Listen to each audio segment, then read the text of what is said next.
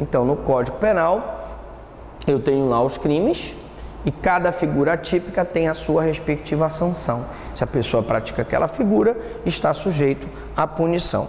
E tenho o direito penal adjetivo, que estabelece como se exerce os direitos, se cobram, se exigem as obrigações.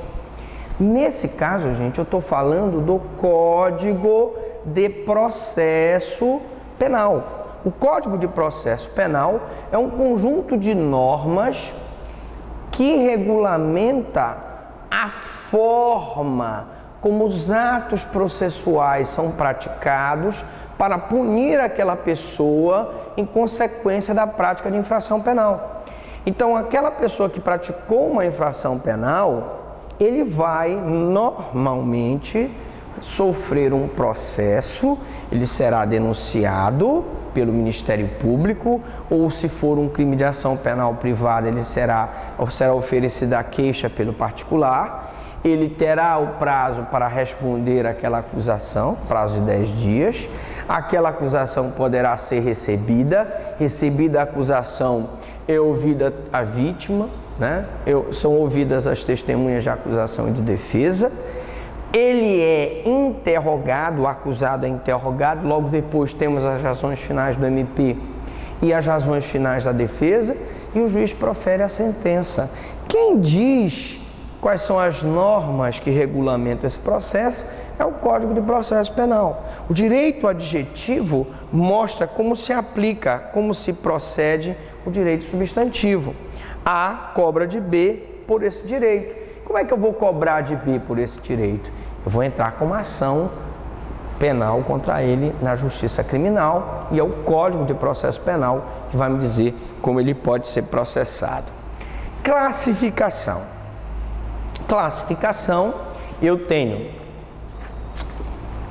em linhas gerais, o sentido amplo, em que são duas as causas principais do crime, que é uma interna, que é o fator biológico, e endógenos, e externa, que são os mesológicos, exógenos. Basicamente, gente, são 3 fatores que geram o crime. Nós temos o fator biológico, o fator sociológico e o fator psicológico.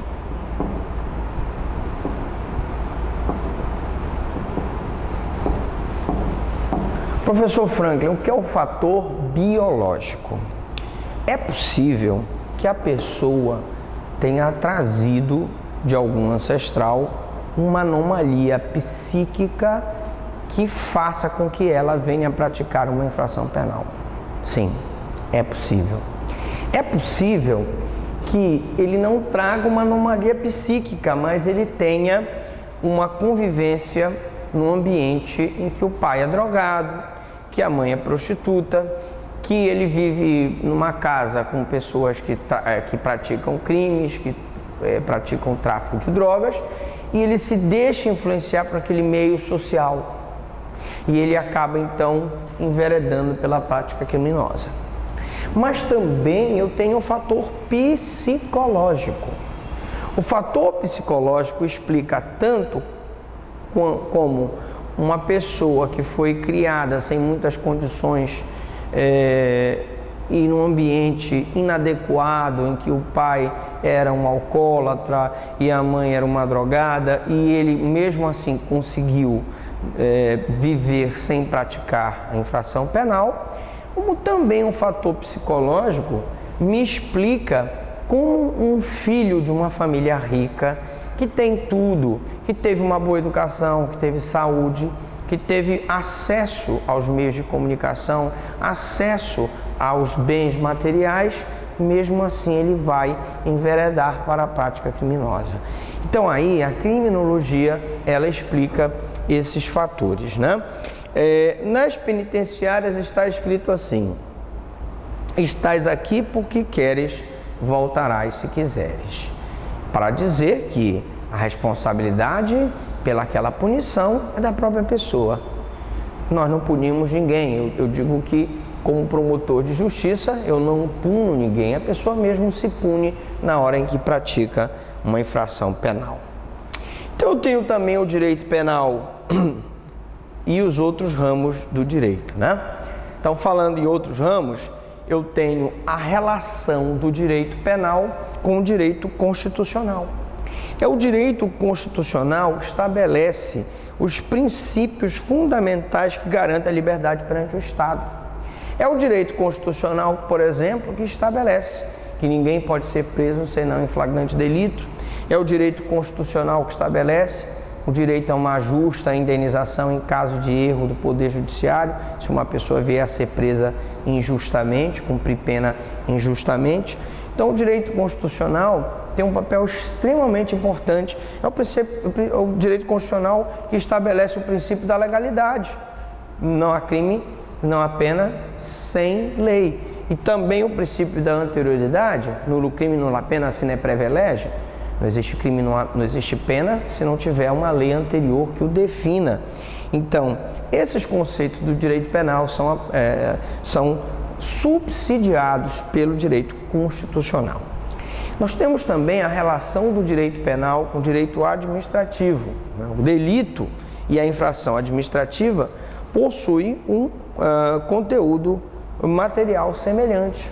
Então, se você pratica uma infração administrativa, se apura aquela infração administrativa num processo administrativo investigatório e você, ao final, recebe uma sanção.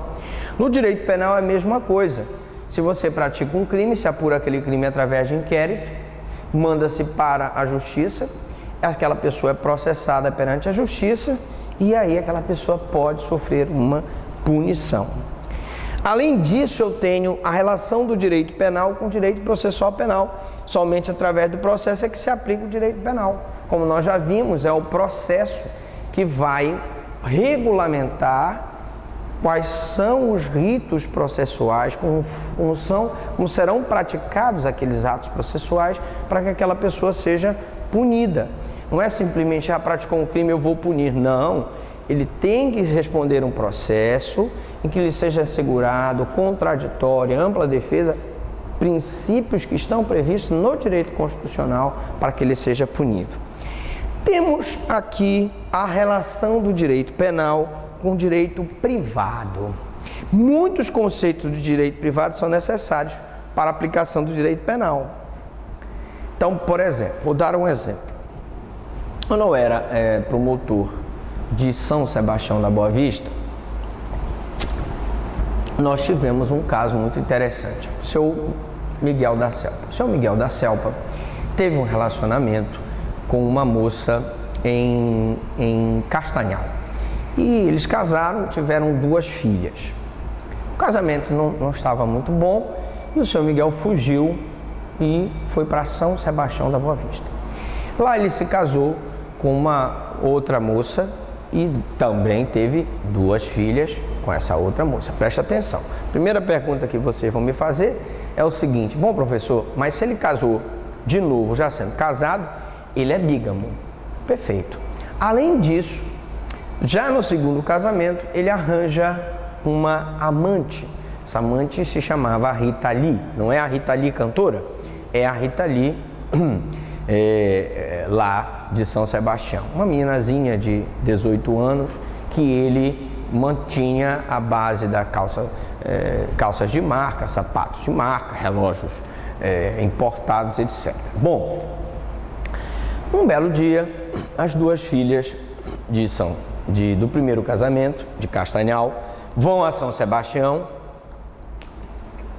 e lá em São Sebastião encontram o seu Miguel com a segunda mulher, com as 2 filhas. E ligam para a mãe lá em Castanhal: mamãe, olha, encontrei o papai aqui, ele está casado, tem 2 filhas. A primeira mulher move um processo de bigamia contra ele. A defesa do seu Miguel é o seguinte: olha, mas eu não posso ser processado por bigamia porque eu pedi anulação do primeiro casamento. Vocês vão de convir comigo, se ele conseguir a anulação do primeiro casamento em Castanhal, se o primeiro casamento for nulo, ele poderia casar de novo, beleza? Confere. Então, esse conceito do direito privado, de nulidade do primeiro casamento, influencia no direito penal. Mas, infelizmente, a história do seu Miguel acabou mal. Por quê? Porque a primeira mulher descobriu que ele tinha a segunda mulher, a segunda mulher descobriu que ele tinha a primeira mulher e descobriu que ele tinha uma amante. Ele, pressionado pela primeira mulher, pressionado pela segunda mulher e pressionado pela amante Rita Lee, teve um infarto e morreu. Bom, temos aí o direito penal e outros ramos do direito, relacionamento do direito penal com o direito penitenciário, que estuda as penas na prisão e é extremamente importante, porque é o direito penitenciário que vai me dizer até que ponto aquela pena está cumprindo aquele papel ressocializante. Nós temos o caráter punitivo, evidentemente, mas as penas, além desse caráter punitivo, elas têm a função de ressocializar aquele indivíduo. Ora, se o direito penitenciário está me dizendo que aquela pena privativa de liberdade não está ressocializando, quais são as soluções, quais são os mecanismos que nós podemos utilizar para resolver o problema do direito penitenciário? Política criminal visa criticar a realidade para melhor lutar contra a criminalidade.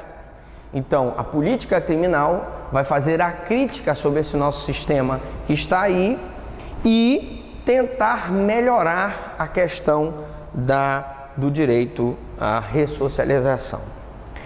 A medicina legal, que é o conjunto de conhecimentos e medidas utilizadas pelo direito para o esclarecimento do crime. A medicina legal é extremamente importante, porque é através dos conceitos de medicina legal que nós vamos, então, ter condições de apurar o crime. É através do exame de conjunção carnal que eu verifico se aquela pessoa sofreu um estupro, sofreu um abuso sexual. É através do exame cadavérico que eu vou saber qual foi a causa da morte daquele homicídio. É através do exame grafotécnico que eu vou saber se aquele documento, aquela assinatura foi falsificada. Então, é muito importante o conceito de medicina legal. Também o conceito de criminalística, que é o conjunto de conhecimentos de outras ciências para a elucidação do crime. E aí eu tenho a ciência a biologia criminal, a sociologia criminal, a medicina legal, todas elas em conjunto trabalhando para elucidar a prática delitiva. A antropologia criminal ou biologia criminal, que estuda o criminoso como um ser individual. Como nós falamos, a biologia, o fator biológico é extremamente importante. Até que ponto aquele criminoso não trouxe caracteres hereditários relacionados à criminalidade? Não é isso? A sociologia criminal, que estuda o criminoso como ser social. Até que ponto o contato daquele criminoso com maus elementos durante a infância, aquele ambiente inadequado em que o pai era viciado, a mãe era prostituta, ele vivia num âmbito, no meio de marginais, no meio de traficantes, não vai influenciar na prática da conduta. E aí nós vamos para as fontes do direito penal, né? Professor, o que são fontes do direito penal? Bom, fontes do direito penal são todas as formas pelas quais são criadas, modificadas ou extintas as normas de determinado ordenamento jurídico. Fonte é tudo que cria, modifica ou extingue. Então, são as espécies de produção normativa. Normalmente, no nosso caso aqui do direito penal, a principal fonte é a lei, não é isso? Então, com as fontes se manifesta a integração ou incorporação das normas no ordenamento jurídico. Então, aquelas normas são incorporadas ao ordenamento jurídico, elas podem ser modificadas no ordenamento jurídico e podem ser extintas do ordenamento jurídico. Então, vamos conversar com o costume.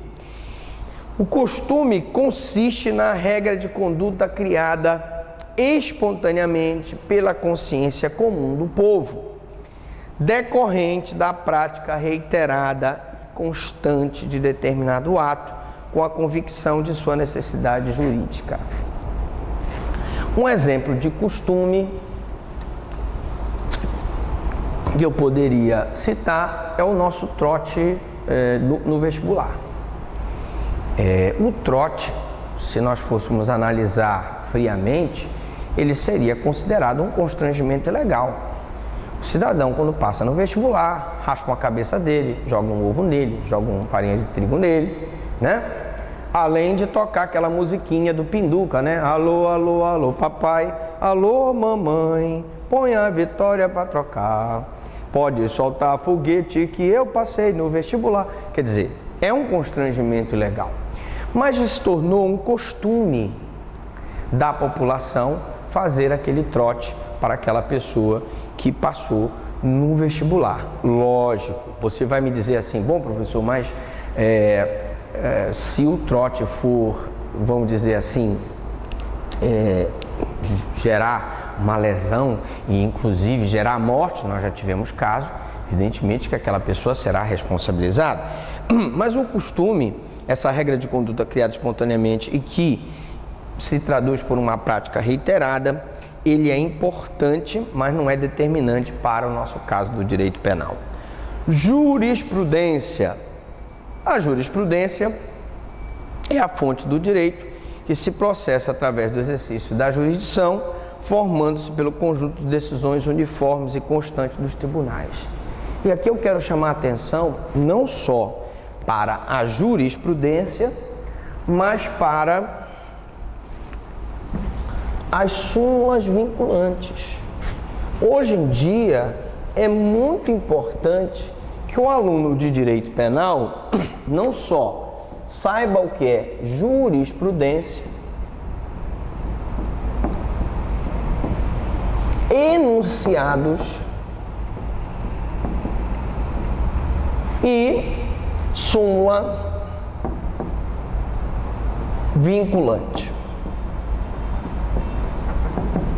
Bom, gente, jurisprudência são conjunto de decisões uniformes e constantes dos tribunais. Quando um tribunal começa a decidir de forma uniforme sobre um determinado caso, ele forma uma jurisprudência. E essa jurisprudência, ela não é vinculante, mas serve como parâmetro para que o julgador também julgue daquela forma. Temos aí os enunciados. Vamos citar aqui os enunciados do STJ. Hoje em dia, com a internet, ficou muito fácil. Você vai no STJ, cadastra o teu e-mail, você recebe no teu celular aquele enunciado. Você pode usar para efeito de consulta. E, finalmente, nós temos as súmulas vinculantes. A súmula vinculante, ela é editada pelo Supremo Tribunal Federal e, como o próprio nome diz, aquela decisão vincula os outros juízes hierarquicamente inferiores. Eles não pode decidir contrário à súmula vinculante. Daí porque é muito importante hoje se tomar conhecimento da súmula vinculante. Doutrina, que é o resultado dos estudos levados a cabo pelos juristas, com o escopo de analisar e sistematizar as normas jurídicas, elaborando conceitos, interpretando leis, emitindo juízos de valor a respeito de conteúdo, do conteúdo das disposições legais e apontando sugestões de normas de direito vigente. Ora, a doutrina, ela é um conjunto de pessoas que estudam aquele determinado instituto, que vão interpretar aquele determinado instituto e que vão, então, elaborar conceitos sobre aquele determinado instituto. São os livros de direito, né? Nós temos aí grandes doutrinadores, nós temos, a nível penal, nós temos o Damásio de Jesus, nós temos o Fernando Capês, nós temos o Luiz Flávio Gomes, nós temos o Nutti, nós temos, enfim, Magalhães Noronha, Mirabete, ninguém pode esquecer do saudoso Nelson Gria, né? e aí Basileu Garcia, nós tivemos aí muitos penalistas famosos que prestaram um grande favor, prestaram um grande trabalho para o direito penal, interpretando certos institutos. Norma penal e lei penal. O conceito de norma penal e lei penal, né? A lei penal é a regra de direito ditada pela autoridade estatal e tornada obrigatória para manter numa comunidade a ordem e o desenvolvimento. Veja, quando eu falo de norma penal, a lei é a regra de direito ditada por uma autoridade estatal. Quem dita a regra de direito? É uma autoridade estatal. O Poder Legislativo, aquela lei passa por um rito, um trâmite no Congresso Nacional. Da feita que ela é publicada e passa a valer, ela é um ditame da autoridade estatal, que mantém naquela determinada comunidade a ordem e o desenvolvimento. É preciso ter um conjunto de normas que regulamenta a conduta do indivíduo em sociedade, para que se mantenha a ordem pública e para que se proporcione o desenvolvimento. A lei é um modo de exteriorização da norma, sendo a lei formal a fonte primeira, né? Fonte primeira e normativa no campo penal. É a única fonte quanto às normas incriminadoras. A lei, gente, é a única fonte incriminadora. Eu falo isso porque eu não posso ter o costume incriminando, não posso ter uma jurisprudência criando crime, não posso ter uma súmula vinculante criando um crime. Somente a lei, ela pode criar crimes, é o princípio da reserva legal. Qual, professor, a estrutura lógica da norma jurídico-penal? A norma jurídico-penal, ela tem proposições compostas de dois elementos. O primeiro elemento da norma jurídico-penal é a hipótese legal, ou seja, previsão fática, ou seja, ou antecedente. É o que está previsto no artigo 121, matar alguém. Essa previsão fática é a hipótese legal. No artigo 155 está previsto subtrair coisa alheia móvel, hipótese legal. Aí nós temos também a consequência jurídica, efeito ou consequência, né, que é a sanção penal. Então está lá, pena do crime de homicídio, matar alguém, pena, reclusão de 6 a 20 anos. É a consequência jurídica. Todo crime tem uma consequência jurídica. No crime de furto, eu tenho lá, subtrair coisa alheia móvel, pena, reclusão de 1 a 4 anos e multa. Eu tenho uma consequência jurídica. Então todo crime tem uma hipótese legal e uma consequência jurídica. Vamos falar agora de um assunto muito interessante, que é a lei penal em branco. Lei penal em branco. Qual é o conceito de lei penal em branco? A lei traz normas penais em branco quando usa determinados termos, os quais precisam ser complementadas com outras normas jurídicas que podem ser normas administrativas ou outra norma com força de lei. Então vamos dar um exemplo aqui, né? Imaginemos que eu tivesse aqui o artigo 33 da Lei 11.343/06. Essa lei aqui é a lei de drogas, drogas, beleza. Aqui no artigo 33 está mais ou menos assim: importar, exportar, conduzir, transportar, oferecer, ainda gratuitamente, substância que causa dependência química ou psíquica. Professor Franklin, O que é substância que causa dependência química ou psíquica? A pergunta é, esse conceito está na lei de drogas? Não. Esse conceito está numa portaria da Anvisa. Então, a lei de drogas, que é uma lei extravagante, precisa da portaria da Anvisa para punir aquele cidadão.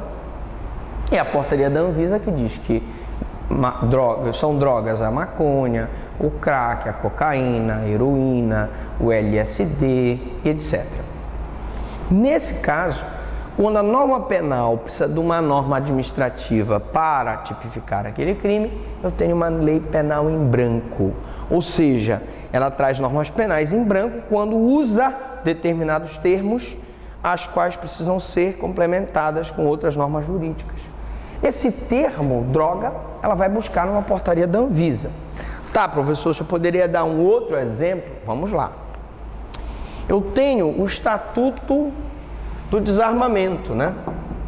O Estatuto do Desarmamento, que é a Lei 10.826/03. O Estatuto do Desarmamento, ele é uma lei, também precisa de uma norma para complementar a sua aplicação. Por quê? Porque quando eu tenho o conceito de arma de uso restrito, arma de uso restrito das Forças Armadas ou arma de uso proibido, eu preciso necessariamente de uma portaria do Exército para dizer quais são as armas de uso restrito das Forças Armadas e preciso de uma portaria da Polícia Federal para me dizer quais são as armas de uso proibido. Então eu tenho normalmente aí, para caracterizar a posse de arma de uso restrito, previsto no artigo 16 da lei prevista no Estatuto do Desarmamento, aqui no artigo 16, parágrafo único. Para eu ter aqui a posse de arma de uso restrito ou de uso proibido, eu preciso desses conceitos que eu vou buscar em outras normas administrativas. Ora, se eu vou buscar esse conceito numa norma fora, eu tenho então uma norma penal em branco. Então a descrição da conduta punível se mostra lacunosa, necessitando de outro dispositivo legal para a sua integração, tá? Então, na próxima aula, nós vamos continuar com noções preliminares, parte 2, continuando falando sobre a lei penal em branco e outras noções preliminares do direito penal. Então, na próxima aula, noções preliminares, parte 2, pergunta a você. Alguma dúvida, alguma pergunta?